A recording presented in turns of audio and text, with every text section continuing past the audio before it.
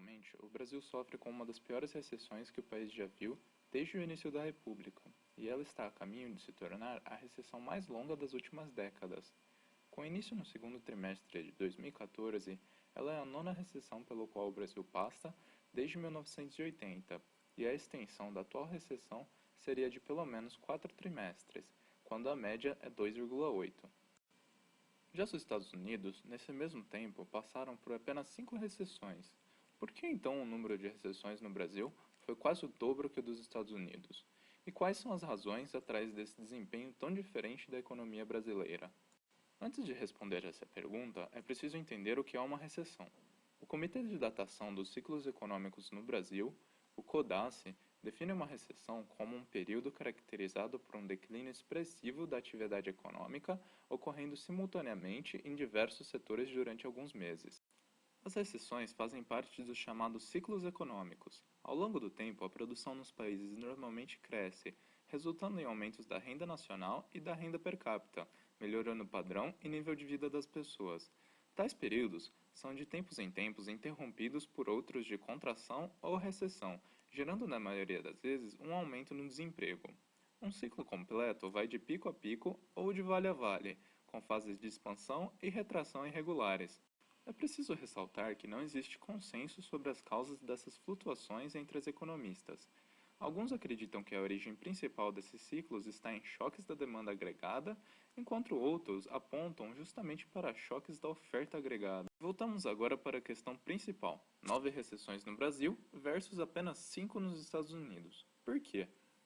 De acordo com Andrew Abel, Ben Bernanke e Dean Krushore, em Macroeconomics, é comum que economias emergentes tenham ciclos mais curtos e mais voláteis. Isso se relaciona com várias características específicas dessas economias, entre elas o fato de que seus mercados financeiros são menos desenvolvidos, a maior exposição na volatilidade da conta corrente, mudanças nas exportações e importações e outros fatores. Nos países desenvolvidos, em geral, os ciclos econômicos são menos intensos, as recessões são mais rasas e os picos menos altos. Um dos motivos disso são as políticas macroeconômicas anticíclicas seguidas nesses países. Atualmente, é comum perceber que estes governos só intervêm no ciclo quando tudo indica que a recessão pode estar muito forte. Já em economias em desenvolvimento, as políticas macroeconômicas geralmente operam de forma procíclica. Isso tem em grande parte a ver com a dificuldade que seus governos enfrentam de pegar mais dinheiro emprestado quando a economia se encontra em recessão. Desse modo, o governo precisa gastar menos justamente em épocas que as políticas anticíclicas sugerem gastar mais. Comparativamente, as 5 recessões que ocorreram nos Estados Unidos desde 1980 são as 3 recessões relacionadas ao preço do petróleo, 2 na década de 80 e uma na de 90. A recessão no início da década de 2000, relacionada ao fim de uma bolha no mercado de ações, e a recessão de 2007 a 2009, provocada pela crise dos subprimes. Enquanto no Brasil as 9 recessões são as 3 da década de 80, a chamada década perdida, resultante do calote da dívida pública externa, que prejudicou por um tempo o acesso das empresas e governo brasileiro aos mercados financeiros internacionais. A recessão de 95, por contaminação da crise mexicana, a recessão de 98, resultante do mau alinhamento da taxa de câmbio no regime de meta cambial, a recessão de 2001, relacionada à crise de energia, a recessão de 2003, relacionada a turbulências causadas pelas eleições de 2002, a recessão de 2008, provocada pela crise dos subprimes no exterior, e a atual recessão, no qual a dívida pública, o déficit fiscal e imposto inflacionário são componentes determinantes.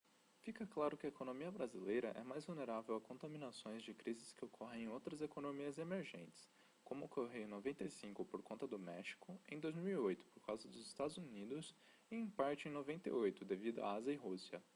Podemos ver que o ciclo econômico é sensível ao cenário político, como no caso de 2003 e 2014.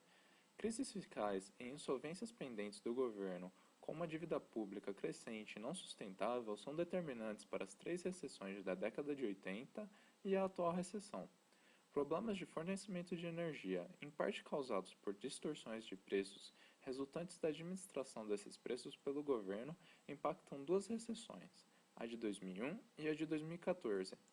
Podemos concluir que se o governo brasileiro conseguisse evitar crises fiscais, a economia brasileira provavelmente sofreria menos recessões. A Lei de Responsabilidade Fiscal foi criada para dar um fim a esse tipo de Created using Powtoon.